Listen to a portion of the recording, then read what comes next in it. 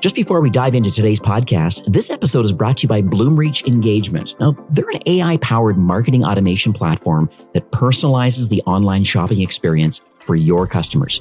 Now, Bloomreach brings the power of AI in three ways: your customers' real-time data, the anonymous website visitors, and the Shopify data, so you know exactly what customers want, when they want it, and where to show it to them.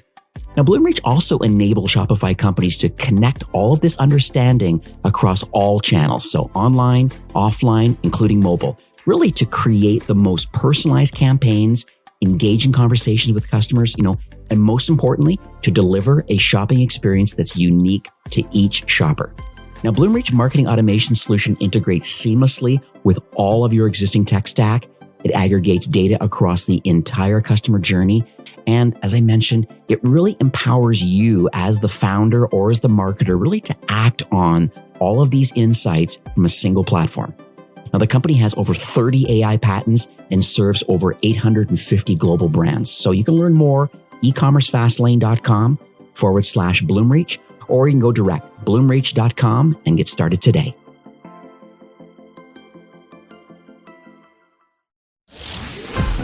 You're listening to Ecommerce Fastlane, the podcast show to help you build, manage, grow, and scale a successful and thriving company, powered by Shopify. Listen to real conversations with partners and subject matter experts as they share proven practical strategies, platforms, and the best Shopify apps to help you accelerate your business. The time is now for you to improve efficiencies, grow revenue, profit, and lifetime customer loyalty. Please welcome your host, startup founder and strategic advisor, Steve Hutt.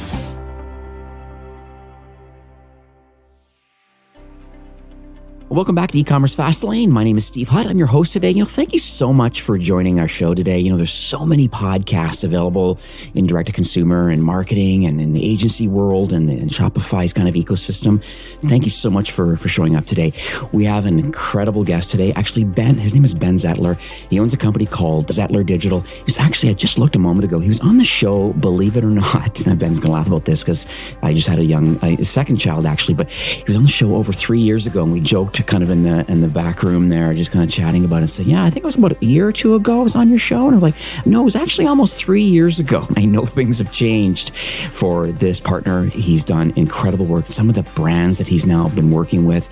And, when I take a look at his website today and I can see a lot of things are doing really, really well.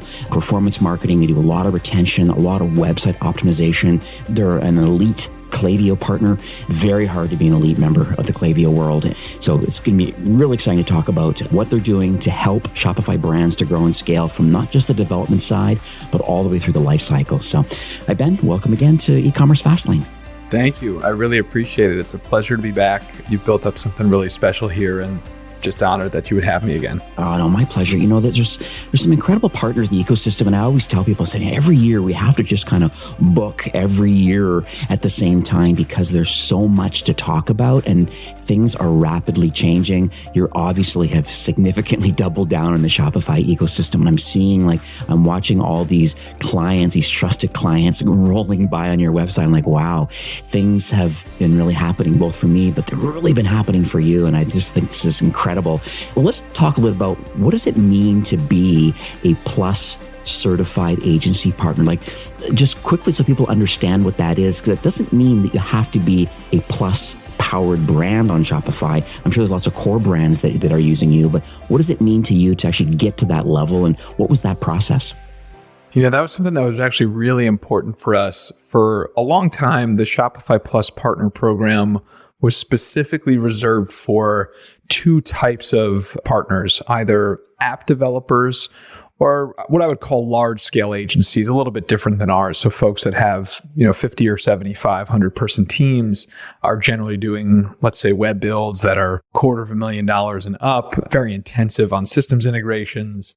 And what that kind of created was this gap, I'd say, where there was a lot of great service providers, not just us. We like to think that we're good, but there's a lot of really great folks that are out there. Yeah. Created this gap where we didn't have that stamp of approval from Shopify, yet we're working with businesses of all sizes folks that are either solo operators or in our case, core smaller teams. And I kind of pushed for it. Some other folks in my world a few years ago pushed for it. And we were brought on as an initial group of what they had called, and they don't emphasize the name as much now, but Shopify Plus consulting partners. So sort of a specific designation within the partner program, just as folks that, hey, here's our stamp of approval from Shopify Plus. And what's really great is because you kind of alluded to it, there's all different types of businesses that we work with. Just because we're Shopify Plus partners does not mean that someone needs to be on Shopify Plus in order to work with us. Right. But it emphasizes that, hey, if we're working with, let's say, for example, a mom and pop gardening equipment shop in Montana, which we do, or some fairly notable logos, we'll say, that folks could see on our website, that we're equipped to work with all of those types of merchants. And so, for us, the Shopify partnership in general over the last 10 years for us actually has been fantastic. It's changed my business, changed my career, frankly. And we're really grateful for it. And so we're always happy to kind of, whether it's provide resources and insights and go through with the Shopify team, like, hey, how can we improve elements of the partner program? How can we improve elements of the product? How can we give feedback on the product? That's always something that we're happy to participate in. Yeah, that's lovely. I know with the recent kind of Shopify editions that came out for winter and all these new updates and things like that, they always do little shout outs, little call outs of these agency partners that really are leveraging and helping and implementing a lot of the tools that Shopify has been released out into the wild. So it's pretty cool. Pretty cool that you're 10 years in. And I know Harley's made these comments years and years ago saying that, one of the major reasons why Shopify is successful is because their partner program is completely different than any other kind of e-commerce platform partner program. When you look at the Magento world, kind of post Adobe, really everybody was fighting each other, and there was just no semblance of order. Even in the WooCommerce world, same kind of challenge again, where it's different with Unite having these annual or semi-annual conferences. People are getting together, openly sharing and stuff like that. And I think that's the reasons why I decided to double down kind of in the partner ecosystem, agency and app partner right from the beginning. Even though I was a Shopify employee, fair enough, but I saw what Harley and the rest of the team were building, and it's just like, here you are 10 years later. It's funny. I wish I had the foresight, but for me, I tell this story a lot. I probably even told it the last time I was on, that I kind of fell into Shopify. And I say that because I started a business myself on the platform a year prior to starting out what was kind of a consulting thing on the side and then became this agency. But at the time, I had a few different options, I suppose, it was unclear to me. It was a whole new world for me of like, okay, do I put the website on Shopify? Do I go to one of these other platforms that I put out there? And then I chose Shopify, and then it just has become for me in my journey, I guess, one step after another with the growth of the platform and learning more about how to operate within the platform, and then more broadly operate within just the e-commerce ecosystem and so much of that Shopify has contributed to. Right. And, you could call me all in on Shopify now, but it's something that has just built and built and built over time, which is all a very, very positive thing. So let's talk a bit about some of the, it's not a pitch fest today, but you clearly are doing a lot of great work for a lot of great brands, and people are listening today and saying, hey, maybe that's one piece of my marketing tech or my marketing that I'm not doing well enough. And what can I learn in today's episode? But let's talk about some of the services that you offer that you feel that you've really doubled down on and are really excelling in. So I'll kind of open the mic back to you about like what sort of advertising or retention marketing. I see you do a lot of things, but I bet you do quite a few of them really well. And so I want to kind of give that opportunity to kind of share with our audience today. Yeah, absolutely. I appreciate it. It's funny because I see a lot of posts like everybody in the agency world talking on LinkedIn about, if you're an agency of many things, you're an agency of nothing. Or if you're not an expert in one area, then, what is it that you're really doing? Who's your audience? Yeah. Right.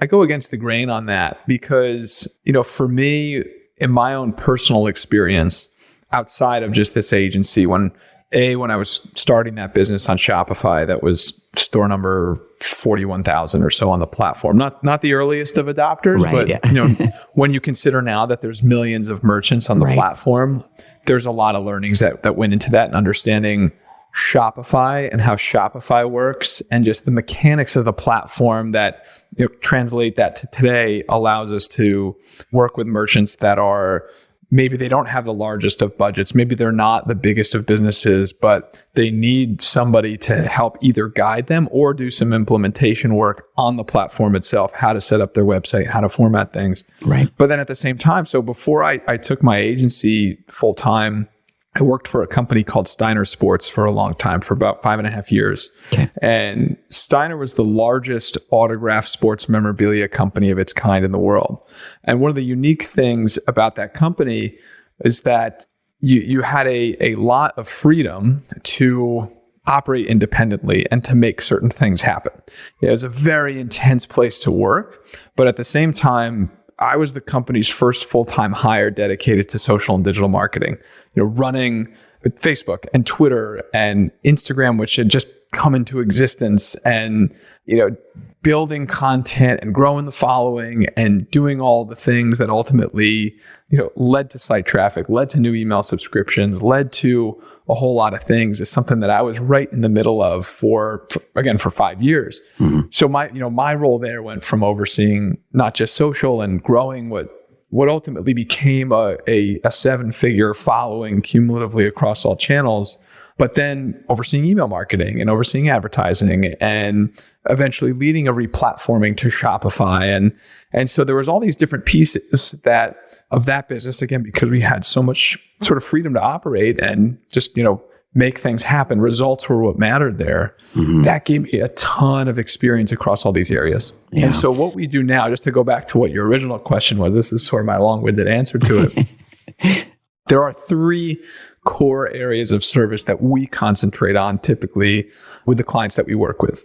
That covers, for lack of a better metaphor, a tripod, we can call it, but a site optimization and work that we're doing inside of Shopify. So whether that be, for we'll call it smaller merchant in terms of overall revenue, if we're just working within the confines of a theme to build a new website or optimize a landing page or, plug in a couple of key meta fields here or there. Or if we're doing more intensive UX work, custom development, custom app implementation, or anything else that are some of the things that are some of the reasons why we're ultimately Shopify Plus partners. That's all one bucket. Bucket number 2, and not in any particular order, is own marketing.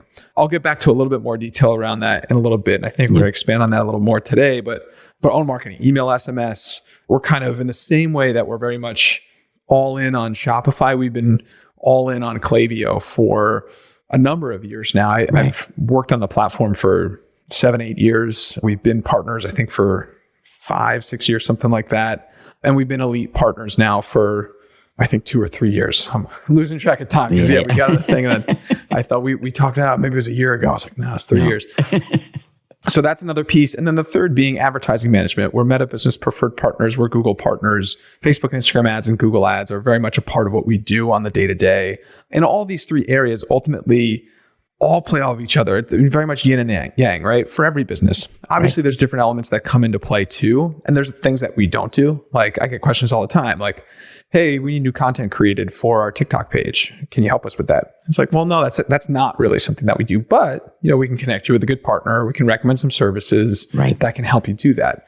So yeah, there's sort of a fairly clean line of things we will do, things we won't. But again, to go back to what I said at the beginning, I really feel strongly that, and it's obvious at this point because everybody kind of talks about it, but you have to have your website buttoned up in order to have success in e-commerce. You have to have your own marketing strategy buttoned up in order to have success in e-commerce. You have to be fueling both of those things with users that are coming to you with intent to purchase, and that very often stems from advertising. So that's ultimately why we choose to cover those services. This is really cool. Some of the topics that I see, I get DM'd a lot in social, and, there's the whole kind of cookie apocalypse that's kind of happening. I mean, it started like way back with Apple with their 14.5 update to their OS. And then, when I was at Shopify, one of the conversations with a lot of the brands was this unfortunate blended ROAS problem, because they weren't able to really attribute all of the success of their paid media just because of, the non-tracking abilities from Apple. And now I think in the next month or two, well, certainly in 2024, at some point, Chrome is going to completely block cookies and stuff there too. And then I think that opens up a whole opportunity of other tracking and identity resolution type tools and things that are out there. So how are you planning on managing the fact that at some point cookies are going to be blocked in Chrome? And then, so how is this first party data? The zero party would be, I think, what we talked about before, where, certainly before recording today, about maybe quizzes and kind of like enriching the customer data with zero party data, which is things you've asked questions to enrich that customer record. But the first party data, these are all being blocked at some point completely. Are there tools in its place now that brands can implement, that we're not using kind of Google's pixel tracking things? That's another third party pixel that's firing, that you get to still own the data for, and then can leverage that from an advertising or a retention perspective. I just want to get your mindset around that, because I think data is on a lot of people's minds. Yeah, it's really interesting how rapidly that's changed over the last few years. iOS 14.5, which even now years later, everybody's still talking about, because it was such an inflection point for brands and for marketers, and really initiating a shift to putting emphasis back on, I've used the term already, own marketing. Right. It's not like email had gone anywhere over the last 20 years, but all of a sudden, email's the new advertising. It's like, no, it's not. It's just people are thinking about it in a more of a strategic way now, which is ultimately really a good thing. But that was, just to talk about that for a second, like that was a really important key moment in all of this, because it forced marketers, again, brand side, agency side, to think about what they're doing, how they're promoting their business, and how they can get to users with intent most directly. And the answer in most cases, at least at the very beginning, was like, oh man, what are we doing with our Klaviyo account now? And right around that same time when the whole MailChimp and Shopify little breakup thing happened, and then Klaviyo gets that influx of users. Now everybody's using Klaviyo. Now every app within the ecosystem, they're building a Klaviyo integration first, and like it's just kind of this snowball effect. Right.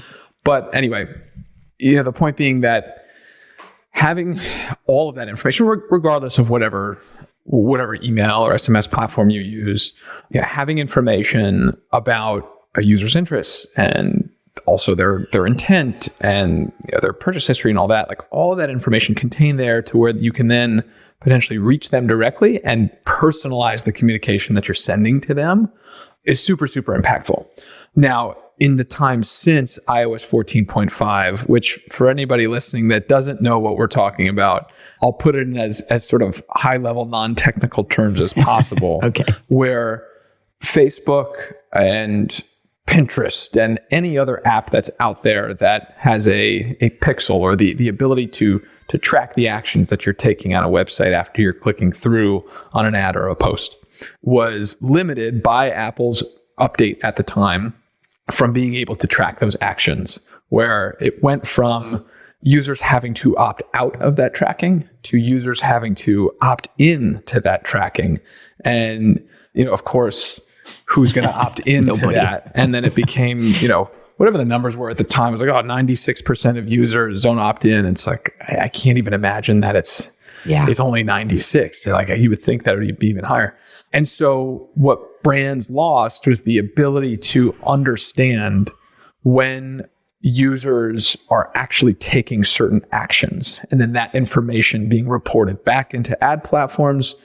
Again, not Facebook specific, but Facebook was probably the biggest opponent of the whole thing and the most vocal about it. And plus, that's where everybody's spending their marketing dollars. And that really impacted the ability to drive profitable advertising, or without getting too far into the minutia of it, like brands thinking that they were running profitable advertising, but then all of a sudden they're not. So what's been helpful for us over the last couple of years is a few things.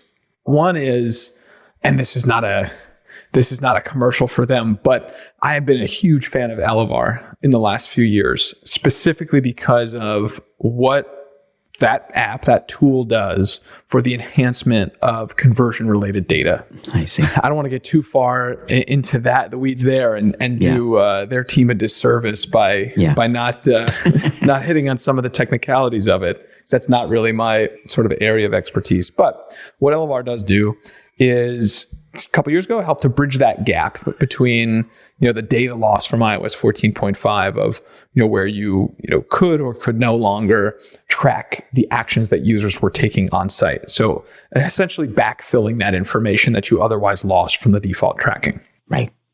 That's one thing that's happened. Now, another thing that's happened too is Facebook's default reporting and default tracking through different methods that they've implemented over time, sort of sans cookie, getting back to the original question, has actually gotten better using various signals and other pieces of information, other ways to track info that, this sort of pending doom of a cookieless world. The apocalypse.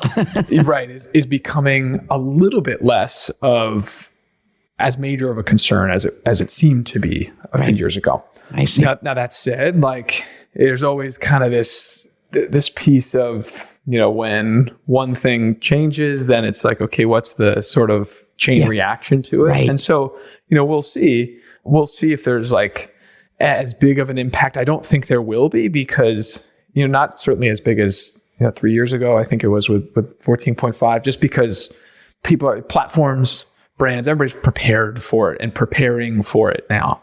And so, it's tools like an Elevar that, they've been talking about that already of okay, what's going to happen when there is sort of this cookieless world, and are you leveraging server-side tracking in order to properly track user actions and conversions that are happening on your site from advertising? And so, with a lot more folks talking about it, I see it having less of an impact. But for anybody that's out there, brand owner or whatever it might be, where you kind of see all these things and you don't really know what's happening or what to do or where to turn. Right. Again, without trying to make it too much about Elevar, I'd consider them, and there's some other players in the space too, tools that you can leverage in order to bridge that data gap. And that's really important. Yeah, I love Elevar. I've had them on the show, and Little Data is obviously another great tool that is server-side, kind of API direct, and it will definitely enrich your GA and the customer record correctly. And it works, and both these tools work ridiculously well for people in the subscription space too, because a lot of times it looks like in a subscription that there's, for lack of a better word, like an entry in GA that it's a brand new customer, but it's actually not. It's actually like order number 2, 3, 4, 5, or 6, and it helps you with lifetime value and proper reporting. It helps with marketing better. And so that's what Little Data or Elevar does. So I'll put those in the show notes as a link. Anyways, you can kind of check out some podcast recordings with them. I think Little Data is coming up the next few weeks also. But I want to circle back a little bit about the owned media, because it seems like that's some of your superpowers, just being a Klaviyo elite partner. And I see a lot in social right now. And it seems like, as you said, email seems to be like this reinvigorated kind of I want to own my list, and I want to do content marketing, and I'm going to do all these things around my brand building. And obviously having emails and SMS is the best way to be able to market directly to your customers. And then you understand that journey of them, and they're opting in for the most part. Now, there are tools we'll talk about later, maybe that can allow you to get the email addresses, like retention.com and a few others, where they understand the unknown site visitor and can give you the email address for thanks for visiting sequence versus thanks for signing up or manually opting in. Which I'm very skeptical of, by the way. We'll talk about why, but okay. All right. Fair enough. And I think there's two sides of this camp, but from your standpoint, so let's talk a bit about how you believe a brand needs to leverage their email and their SMS strategy. Let's not talk about the anonymous site visitors, but these manually opted in people. How are we capturing these email addresses and SMS? Are there tools? Is there processes? Is the theme? Because there's going to be some DIYers listening today and saying, yeah, I'm not doing it very well. I'm not building my list. I know there's benefits in it. What are the best of the best doing right now? Or what are you recommending for your retainer customers now? There's a couple of really interesting things that I'm seeing lately. Inevitably, in order to grow a list, there has to be some element of give. What is it that you're giving to the consumer in order to get their information? Very rarely are you going to see a brand that's able to grow a list to any, we'll call it significant degree. In most cases, yes, it's going to be 10% off, $10 off 50 or 15% off or some sort of a discount. Right. It doesn't have to be. It can be enter for our monthly giveaway of a $250 gift card or free whatever or something. But there's always, I don't know, in my opinion, always going to be some element of that. Very rarely you're going to get somebody to sign up. Hey, sign up for our newsletter. Unless like you're a fairly highly sought brand that has a highly sought after product that people need to know when you're going to release products because it's going to sell out. Like that kind of thing. A special drop or something like that can happen. These flash sales and stuff. Right, which you do see. Yeah, you do see, but it is more rare.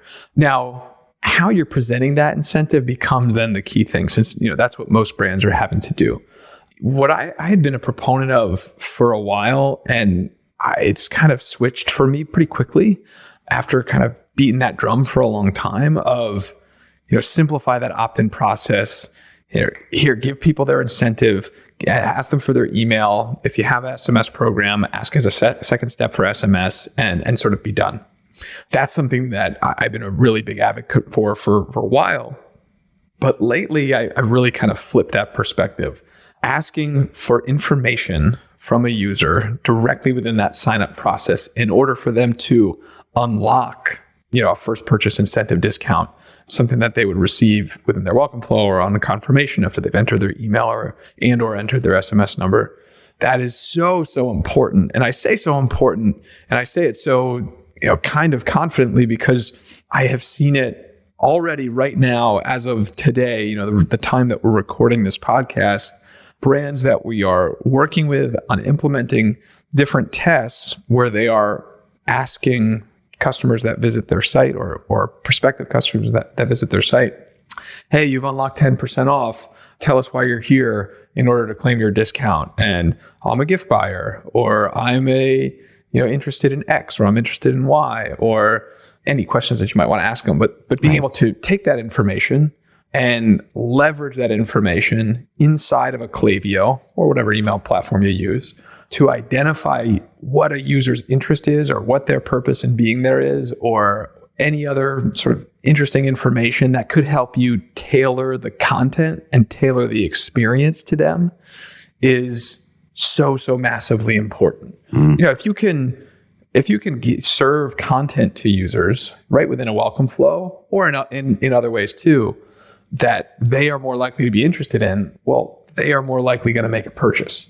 And obviously that's really important. So, we're seeing it already by leveraging things that we're just doing inside of, let's say, Klaviyo pop-up forms for some brands where, we're asking for a prompt and then a response is being tied to a Klaviyo profile property that can then be used to either segment to certain audiences or add a conditional split within the body of a flow, or even serve dynamic content inside of a message.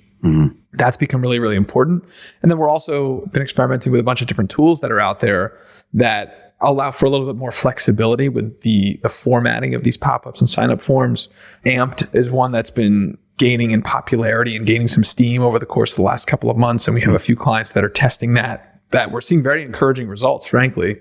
And yeah, there's just different things that are out there that will allow you to collect some information.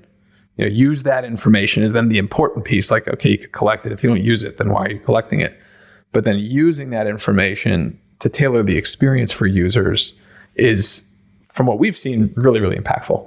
Yeah, because I've seen it before where some brands, aren't asking all the follow-up questions, or they're not thinking about how can I enrich this customer record? If they've made their first purchase or not, what can we do to enrich that for marketing perspectives? We get down the retention kind of rabbit hole too of like, well, I made my first purchase. How do I figure out what the second one is? What's the RFM model, the recency frequency kind of monetization strategy around the second and third sale, which is where the profitability lies by customer. And so, but obviously having that data available and being able to execute on it, I mean, I had one brand I managed before in the pet area, and they didn't enrich their data. And I kept telling them, I said, listen, you got to stop sending dog emails out to cat owners.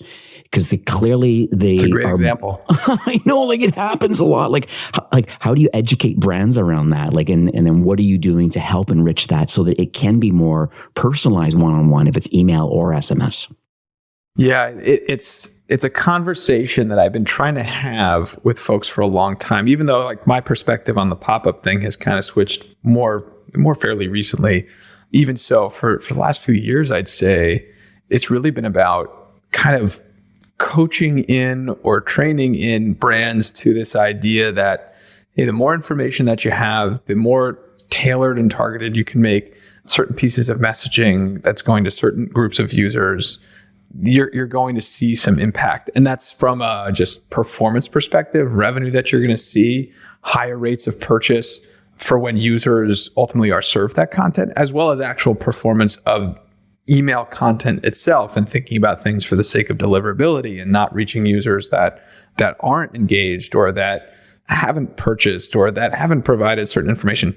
It's all super important. And I think part of what has brands kind of understanding the process is a couple things. One is, as we've kind of gone through some of our tests of, getting higher rates of opt-in in cases where we were actually asking for more information at the point of opt-in, that's been one. Once you see the numbers, it kind of becomes a little bit clearer.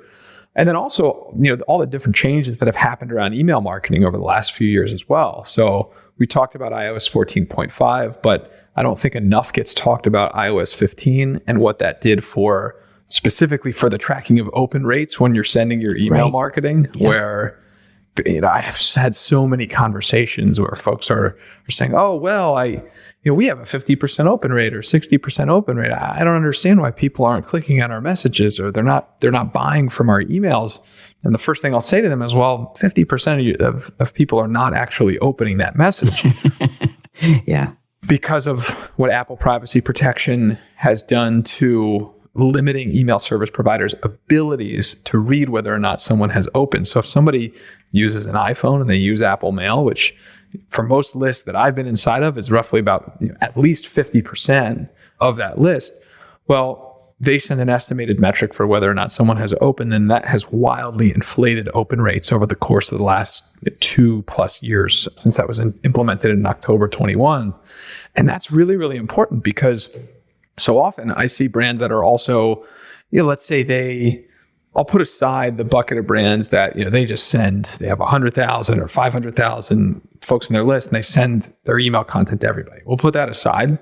But even for the folks that, let's say, okay, here's our list or our segment of users that have opened once in the last 90 days, or they've opened 3 times in the last 30 days, or whatever other sort of combination of metrics. They may think that they are segmenting down to a certain group of users without thinking that, wait, these users aren't actually opening the messaging.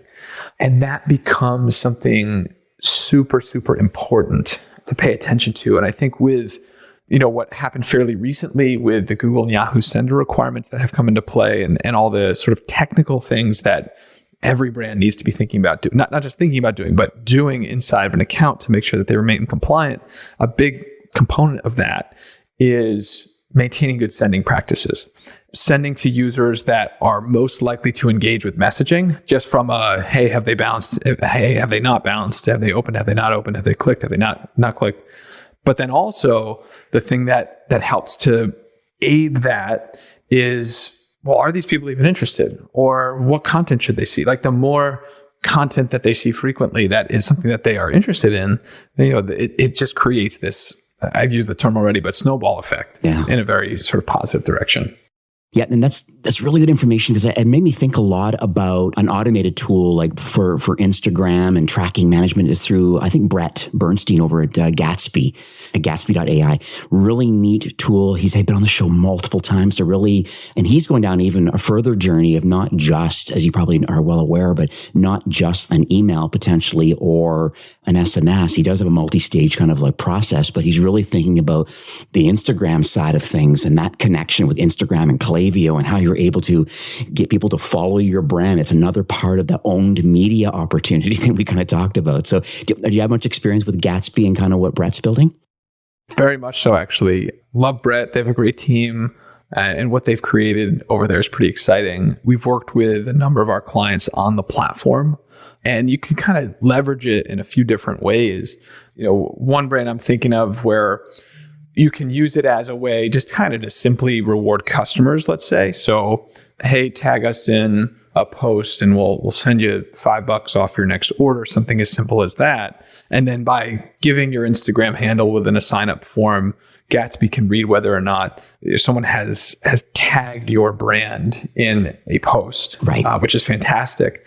But we have a brand also that kind of built their ambassador program off of it. So use it as a mechanism to understand, hey, what types of Instagram followings do these users have? So they, fill out a form, they enter their email, they enter their handle, it pulls their username. Okay, we know this person has 50,000 followers. This person has 500 followers.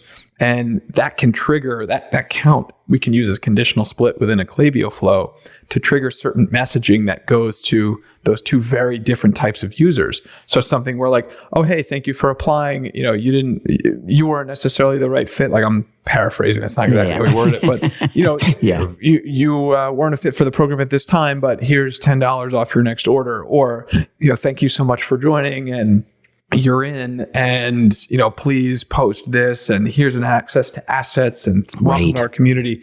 But then when somebody with 100,000 followers comes in, it's like, well, wait, let's send an internal notification to somebody at the company that gets triggered from a Klaviyo flow when that happens, and then have a message that goes from that person to the person that applied automatically to set up a call to say like, hey, let's establish like a little bit more of a formal partnership. So Gatsby is a very cool tool that we're super excited about, and something that really does help to enhance what folks are doing inside of Klaviyo because of the information that ultimately you can pull. This is lovely. Once again, put that in the show notes again. And so we're getting kind of near the end of the show for today, but what sort of takeaways do you want to leave with people? Because it seems like, data is important to brands. We have to think about that. We didn't dabble too much about the AI opportunity that's happening out into the world right now. I know Shopify has released a lot of their own kind of internal tools to help brands. And there's still, back to the owned media thing again with AI. It's just content production, things like improving your images and your SEO. And there's a lot of things that are going on. Is there any kind of final parting words, how you believe maybe data or the current state of kind of AI as it relates to commerce brands and kind of like where you believe things are headed and how people can DIY it themselves, or where you believe that your agency can offer some assistance? Well, there's a lot of different ways that AI and automation tools can make processes more efficient, both for brands, for agencies. One simple one, for example, like inside of Klaviyo, where you can leverage their AI segment builder now, where instead of doing the monotonous, clicking around for 5 minutes to get to the specific set of users that you're, trying to identify based on they've purchased X product over X time and they've satisfied other conditions from a survey that they've filled out or anything else, you can just type in a prompt inside of the platform and then it spits out that segment to you, and you can modify as needed without having to go through all those clicks. Like that's just one example, but where I see it having the most impact, at least right now, until tools are refined a little bit further. I mean, you see different things that are out there on content creation and message and what that can do. What that can do on a little bit more of an automated basis. And maybe that stuff will really come. But for now, it's kind of just more efficiencies and from an operations perspective, like the impact that can have is sort of pretty immediate. Yeah, both for brands and for agencies. I think for brand operators that are out there, thing to keep in mind when it comes to your own marketing is that it's as easy as it might be to just say, all right, here's the thing we're going to send out this week and send it to the whole list and then see what happens.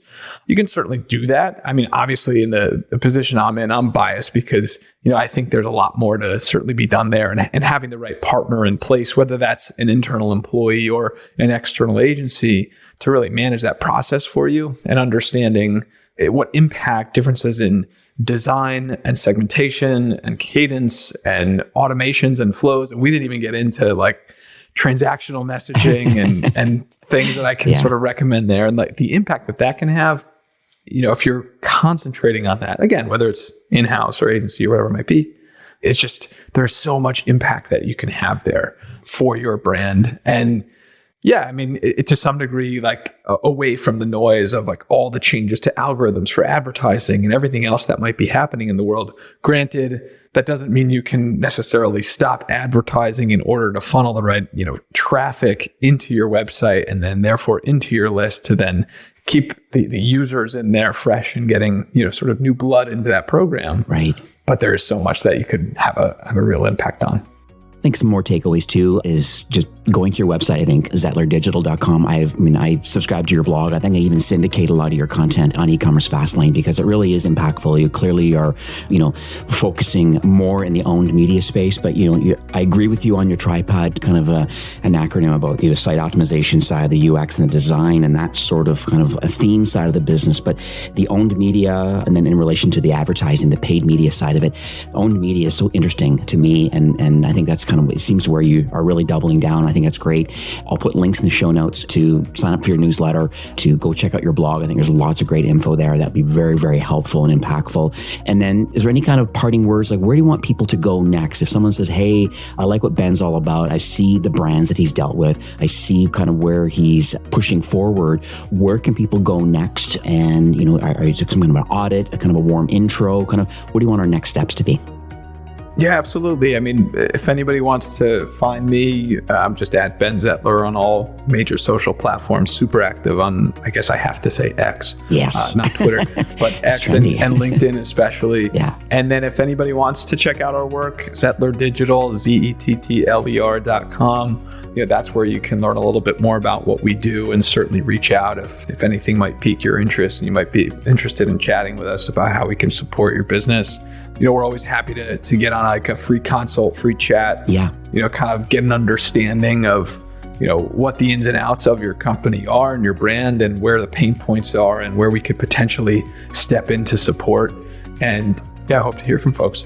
Yeah, I love that consultative kind of like business approach, because you really are, from what I can see, you truly are a business partner to a lot of brands where, you wear a lot of hats, you focus on a lot of key areas, but overall, if you're not the direct fit, from a custom development and these sort of, kind of areas, but there's a lot of great partners that you just are tight with because it works well. If it's the Gatsby kind of example, or Octane AI, if you want to, Ben and Matt are building a great product with their quizzes and enriching that zero-party data. There's lots of great tools and other partners that I know you're aligned with, obviously being with Klaviyo as being an elite partner.